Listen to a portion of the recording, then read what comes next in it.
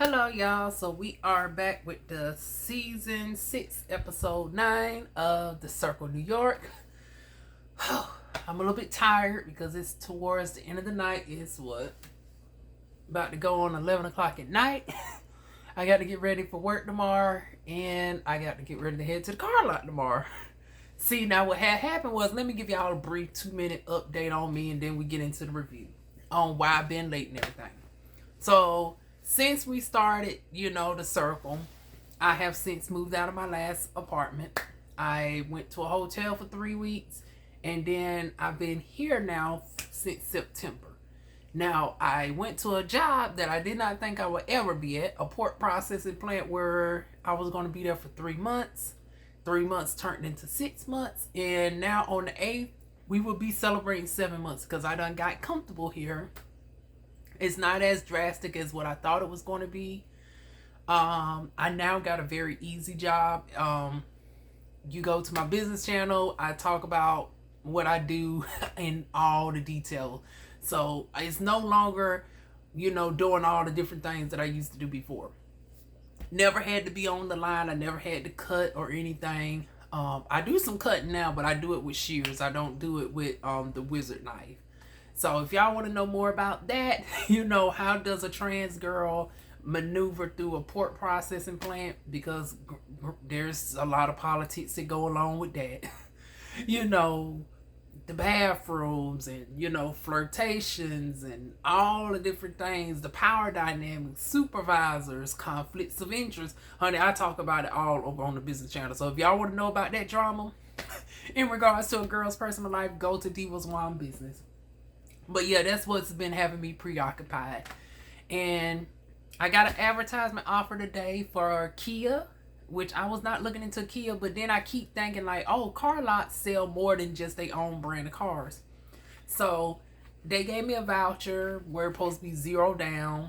They work with repossessions, newer credit, and Lord knows I got a lot of that going on. I got a repossession on my credit report. My credit score is sitting at 610 for my FICO 8, but my auto loan FICO is sitting at like a 560. So piss poor credit. But I also have paid down delinquencies. My credit card balances are under 30% utilization, actually under 10% utilization. My payment history has jumped up over 10% to like 96% payment history. So we also got a couple good things on there as well. So even though it's supposed to be Tuesday, somehow they got me set up for Monday at 9:15 in the morning. So what a way to start off the week, y'all. I might have me a car by the time I start work. I'm still going to be on the van because, I still got I don't get paid until this Wednesday, and then I got to think about insurance and everything, and driving it, seeing how it feels and everything before I maneuver going out to the plant with it. So yeah, that's going to be an interesting week coming up. So yeah, that's the backstory on me. Now let's get into the review. So now we get into Roy, Gio, and Derek Doll. They reconcile subsequent to Gio's going off. That's what I call them when both of the Geos are going at it. We had Geo Glam threatening to whoop Roy Geo's ass. Didn't happen or anything. No, I don't think the threats happened just quite yet. No, there was some back and forth, and Geo walked off, Geo Glam. Somehow Derek Doll and Geo Royal was able to reconcile for now, which I'm glad. I had to take a little snapshot of this moment. Because I said, Lord knows this shit ain't going to last too long, honey. So let me take a darn little snapshot of my favorites. Because Derek Doll and darn Geo Glam was my favorite. She's still in my top 5, but it's now Roy Geo for me. Roy Geo and Derek Doll are my 2 top favorites for this season. So it's nice to see them getting along, even though it's going to be short-lived. Next, we got Peaches slaying her performance. They like to call me Peaches when we get this nasty. I always think of doggone partition when I think of Miss Peaches, honey. And Robbie, she was just an okay hype girl in the background. Cause I didn't really see her do much of nothing. She was just there. Like Peaches was holding it down on her own. Robbie, she gave good. Well, I can't even say she gave good gowns and good fashions. She was there. She gave okay background. No shade, but it's just I didn't really see what Robbie really added to the entertainment factor. But anyways, then we go over to Darnell, and Geo Glam was chosen as the two co-captains for the upcoming project. And then we get into a little bit of game. Now, Melly, bitch, you been on this damn shit for 4 seasons before you jumped over to Atlanta. Now you know how this shit goes down. She's that's my good sis, but she's an old messy bitch. Cause we know these games don't never go well. So, first thing was there's a series of questions. We get the awards. So the biggest crybaby goes to Royal Geo. The biggest villain goes to Geo Glam. The fakest was a tie. Now, first everybody said Geo Glam. Then Cakey threw a monkey in the wrench, and darn gonna said, "Oh, well, I think somebody gives her competition." And then Kenzie said, "Oh, she talking about rural." And then that's when the awkwardness came. What else did we have?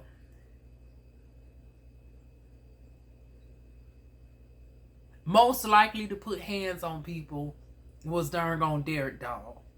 Who's running the season now? This is where Royal Geo earned the reprieve. We had my boo Royal darn. Now she running the season now. She's the topic of the conversation. She is the Beyonce of the damn season. Y'all say what y'all want about darn on Geo. The Royal Geo has been turning out. Matter of fact, both of the Geos has really been up on it. It's really been the Geo and friends, if you ask me. But that was pretty much that.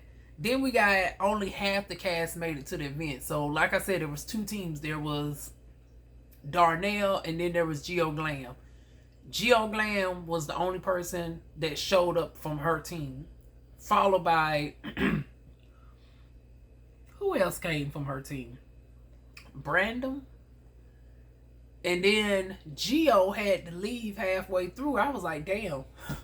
You the damn team leader. You ain't even stick around. So now Brandon is left alone. So they pretty much just merged the teams together. Because it's like, bitch, you only got one person from the other team. So just fold them into the other person, into the other team. Just make it one team. We then get some folks from seasons 1 through 4. We had Shiree. Now I'm not familiar with Shiree or whatnot. Because y'all know I didn't watch seasons 1 through 4. Well, I watched the first 2-3 episodes, and outside of Melly B, and this is no shade to all the other girls, they was beautiful. King Clay is drop dead gorgeous, but honey, I fell asleep during season 4. I'm going to try again to look back at some earlier seasons or whatnot, but honey, season 4 wasn't doing it for me. Maybe seasons 1 through 3 might do it, especially since they got the trans girl that was over on Legendary. Maybe that might keep my attention. Aoki Lee or something. Maybe that might keep my attention, but yeah, season 4 wasn't doing it for me. So sorry, Shy, I don't recognize you, but you look beautiful, girl. And then honey, that sexy ass King Clay, honey. I don't blame Shaka Zulu for darn getting his feel on or whatnot. Honey, I probably would have low-key would have been offering the rub. Now I wouldn't have been thirsty with my shit. You know, a girl, even when I was a young girl, I wasn't thirsty like that. She talking about everybody was her age and was ratchet. No, bitch. Some of us move with a little bit of coof, baby. We ain't just making ourselves look thirsty, honey.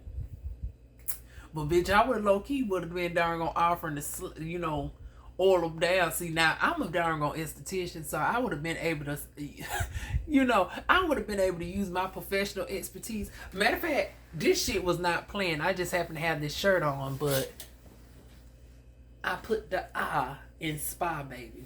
I'm spa baby. But yeah, I would have darn gone did a little extra pampering to King Clay, you know, in a demure manner, baby. Then we go on to Who else? We had John, Torrance, and Zulu. And y'all, my voice is darn on leaving me, so my voice is just darn on. I know this is gonna make for a bad review, but I'm gonna try to push through it. We got John and Zulu. They at the comedy event. Uncle Kenzie comes in third, and he shows up. Zulu and Royal start cutting up so goddamn bad to the point where they get kicked out the group. I mean, they get kicked out the event before they even enter the door. I was like, God damn, this is a new record. Usually the bitches be able to enter the damn shit first and then get kicked out. Y'all motherfuckers got kicked out at the door. They looked at y'all like this and said, y'all got to go. Y'all, we ain't even gonna let y'all get that shit off. Y'all ain't even about to start it up over here. Now, matter of fact, that would have darn gonna brought some sort of entertainment to the shit, because if you ask me, old girl, now she was giving good suits and good fashion, honey. She was giving old handsome teas on the damn mic, cause honey, that damn, I didn't darn gonna laugh at not one joke, honey. Maybe darn gonna Lester caught her at a bad time and doing jokes or whatnot, but bitch, it's like, honey, y'all needed some entertainment up in there, because y'all, the comedy was darn gonna dreadful, honey. I'd rather darn gonna watch paint damn dry. So it's like, shit, you should have darn gonna let the girls kiki and cackle, because honey, the shade they was throwing back and forth was probably darn gonna more worth a chuckle than that which I was darn gonna give it up there on the goddamn stage, if you ask me. But they kicked the true entertainment out, so honey, the folks got a show on the goddamn street. Why pay for the darn gonna comedy show when you can get the darn gonna whole shit show on the darn gonna street for the free 99? So that's what's happening right there. Zulu and Roy going at it. And then somehow it turns into the Geos going at it, honey. Geo ends it out with saying, honey, she ain't filming with her no more. I was like, oh, honey, there she go pulling the power move. But I don't think this is going to work in your favor, because, girl, you ain't the girl that's turning it out like that. Now, you one of the main girls, but, honey, the show can still go on without you. Now, I guess you thought you was doing something because you supposed to be over there with my boo, who we still ain't seen what was going. Now, Damaine, I just gave up on you, girl. Now, Geo, you supposed to be having your darn on 2 shows going on at one time. You supposed to be on, see, it's been so long, I don't forgot the name of the goddamn show. But it's over there on I Like Media. What's the show name, y'all? I'm not trying to be shady. I done literally forgot the name of the goddamn show. Oh, this is sad, y'all. This is sad. Let me pull up Instagram real quick. I know the creator is Damaine. It was Xavier on there.